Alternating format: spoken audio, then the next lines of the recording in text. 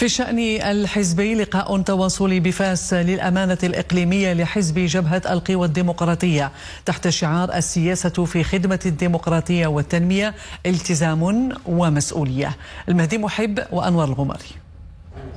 السياسة في خدمة الديمقراطية والتنمية، التزام ومسؤولية، شعار هذا اللقاء التواصلي المنظم من طرف الأمانة الإقليمية لحزب جبهة القوى الديمقراطية بفاس.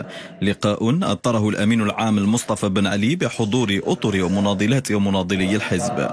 اليوم نحن بصدد واحد من لقاءات تواصلية اللي من خلالها كنشرحوا المستجدات للمناضلات المناضلين ديالنا. طبعا هذا الأرضية اللي كنوضعوها كتكون أساس ديال النقاش، أولا باش نعرفوا شنو هي الأولويات اللي كتحتاجها بلادنا من أجل بناء المشروع المجتمعي اللي كنناضلوا عليه، وثانيا كذلك باش نتجندوا ونتعبئوا كاملين باش نخدموا المصالح ديال بلادنا. هو لقاء تواصلي يندرج في إطار البرنامج المسطر من طرف حزب جبهة القوى الديمقراطية، برنامج يتواصل غدا السبت بلقاء مماثل مع مناضلات ومناضلي الحزب بإقليم مكناس.